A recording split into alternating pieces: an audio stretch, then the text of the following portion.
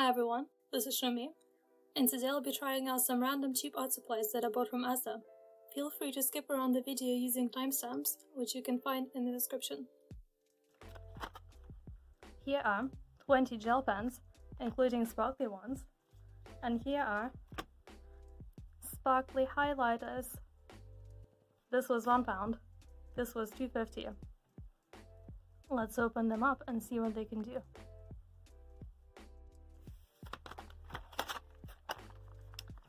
So this one actually has a warning label on it. So it says that the pastel pink and pastel red contain bad thing that causes eye irritation and is also harmful to aquatic life.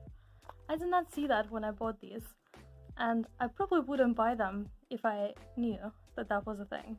Honestly, you're a big corporation.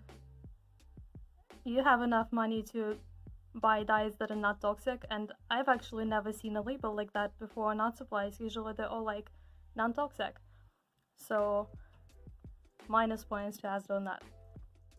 But I guess I'll be careful with these two colors and try not to get them on my eyes and also not get them on my hands, which might be more difficult. The rest of them should be just fine though. There's 20 of them. 20!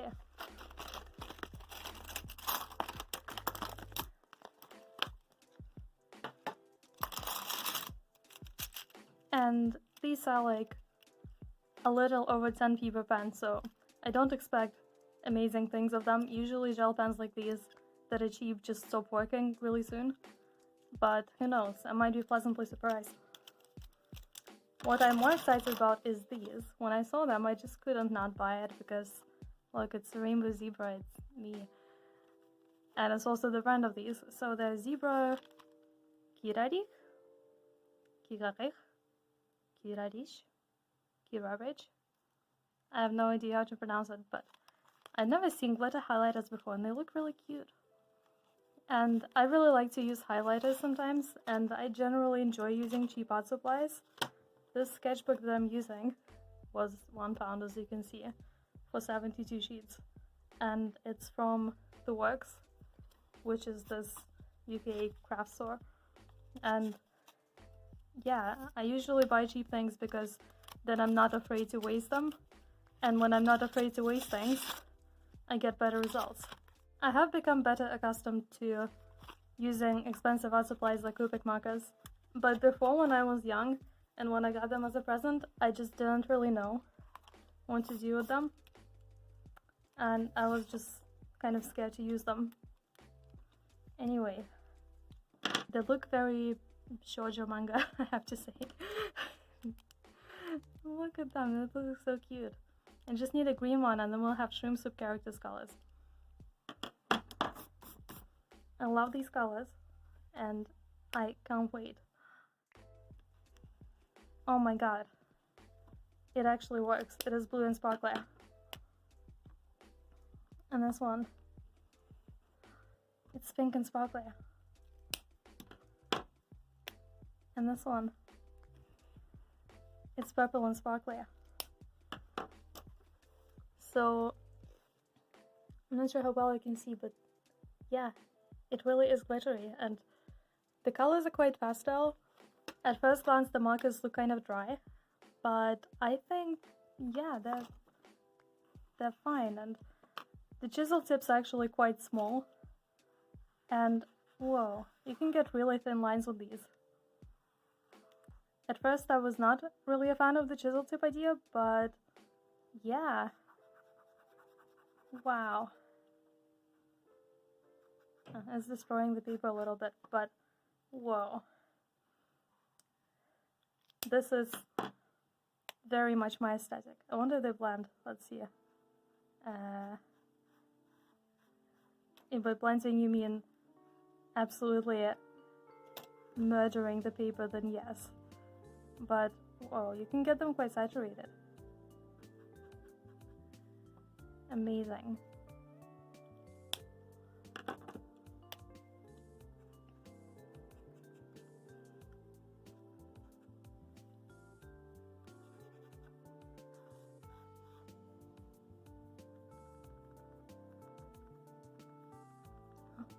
It has kind of a pressy thingy. So if you press it more ink releases, and the ink is liquid and it's kind of hanging out in that barrel. So that's quite cool. I have no idea if these are like refillable. It would be cool if they were. Wow. This is just hitting all of my buttons. It's sparkly, it's pastel. Aside from destroying my sketchbook paper, I'm quite happy with this. And also when I do this, it's making the entire page glittery. I'm not sure how I feel about that, but I also... well, it's made my fingers glittery too. I'm not sure how I feel about that, but I feel like that's just what glitter things do, so... Let's move on to this slot. Now, I obviously want to try all of them, so let's do that. So we have some boring colors: black, green, red, blue. Then we have some sparkles, more sparkles. So we have this green, turquoise, this brownish color, purple, yellow, blue, pink, and sparkly black, and sparkly orange. And they're not fizzing on my sketchbook. Oh, and silver. Cool. Cool and good. Okay. And then finally we have the pastel colors, including the two evil ones that we need to be careful of. Actually, I'm not sure which one of these is pastel red. As to me, this is like pastel orange and this is pastel red, but maybe this is pastel red. I'll just be careful with all of these three, just in case. This is kind of missing a pastel blue, which I'm kind of bummed about, but I mean, they were $2.50, so I can't complain. Or maybe I can complain, maybe they suck. We'll find out. I want to swatch them on a few different types of paper. So I have some black paper that is actually textured from a very old school assignment that I still own. And then I have this brown paper for which I sacrificed the brown envelope of doom. Okay, disabled people will know what I mean. Let's get swatching.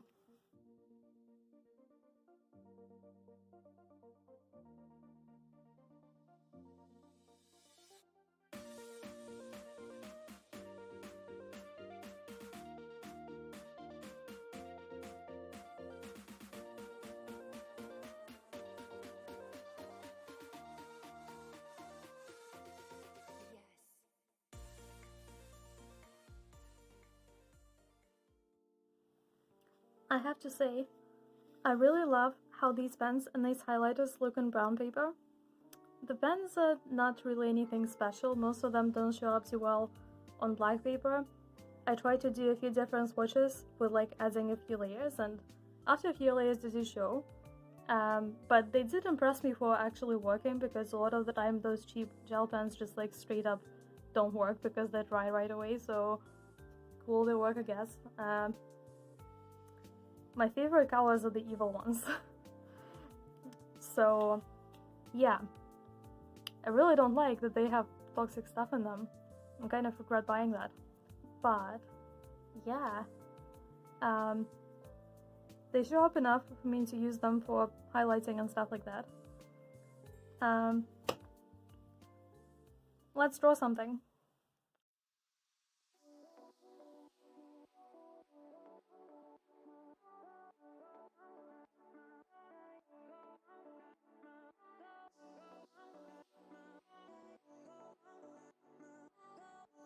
So the characters I ended up drawing are Arthur and Bernard from my game Shroom.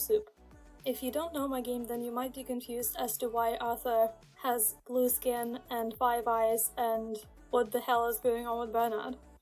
So, let me explain. Well, actually, Arthur's body composition is kind of elaborated upon in the game, but the reason why we have these really interesting looking characters is because they are from the Vortex, which is kind of a psychedelic world that the main character Annika finds herself in upon drinking a cup of instant mushroom soup. The Vortex, meanwhile, completely unrelatedly, is kind of experiencing a bit of a mushroom apocalypse. So there's mushrooms and fungi growing on buildings, on people, and basically devouring everything. And that's where she ends up. So as she walks around, she meets Arthur and Bernard, who then invite her to go on an adventure. And then stuff happens. At the moment the game is in development, and I'm hoping to release it this year. Not making any official announcements or anything, just between us. This year is my current goal. It's not going too badly, I think, so yeah. There is a demo version, although it is quite old now, but you can play that on HIR, which will be in the link in the description. But back to the fun part, the characters. So you get to meet Arthur and Bernard in the demo of Shroom Soup, and Arthur introduces himself as the best squatter in the universe, which is totally not a Love Life reference because I totally don't associate him with Nico for no apparent reason. Nothing like that. Just like the mushroom apocalypse, totally unrelated to drinking a mushroom soup. Yep. And Bernard. Bernard is actually the very first character that I came up with for this game, before it was even this game. Before there was Annika, before there was Arthur, before there was anyone, I just came up with this character who is a worm, and can be smoked, and speaks only in math formulae and phone numbers. And I just really wanted a character like that in my game. And then afterwards I came up with the rest of the game. That's roughly how it went. Skipping a few steps. But yeah, lots of people upon playing the demo were confused, because I guess it didn't make it very clear, but yes, you can smoke Bernard like a cigarette. And in fact that's what Arthur is doing when you first meet him, because Arthur does have a very bad smoking habit. He smokes a lot, probably like a whole pack of cigarettes a day or something, but he also smokes Bernard. Smoking Bernard generally is relaxing, and you do need to obtain Bernard's consent prior to doing that. So Arthur and Bernard are best friends, they are pretty much inseparable, and Bernard speaks only in math formulae and phone numbers, which only Arthur can really understand, and then Arthur can kind of translate it to the other characters. For a while I actually wasn't sure if I wanted to keep Bernard in Shroom Soup. Well, I did want to, but I was worried that it made the game too weird. But then I talked to my friends and they were like, no, Bernard is the best. Don't delete Bernard, I'll never forgive you. And everyone seems to absolutely love him, so Bernard it is. And I just couldn't bring myself to do that. I know that's a lot of really random stuff in that game that doesn't make sense, but that's kind of the fun of it. And that's the direction I decided to take with it, and I'm so happy that I did. Plus it's fun because you can come up with weird stuff, but then afterwards you can come up with lore to explain the weird stuff. So that's what I did. So yeah, hopefully the full game will be enjoyable. As for the genre, for those who don't know, it is a psychological horror. So even though there's also a lot of like quirky, goofy things, but the subject matter of the game actually does get quite dark, so I would probably not recommend it to anyone younger than 16, or maybe 18 even, I'm not really sure. And yeah, it's not really for the faint of heart, which is why I plastered the game with warnings. But yeah, anyway, if you want to check out Shroom Soup demo, then there's a link in the description. The demo is quite old now, so do keep that in mind. I have made quite a few changes to the beginning of the game, and also I think in general the quality of everything goes up as you progress through the game, because as I was working on this game, for what feels like forever, I feel like I've leveled up a lot of my skills.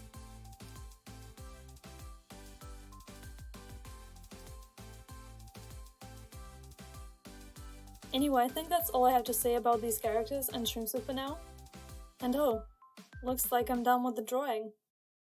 Let's see how it's turned out, huh?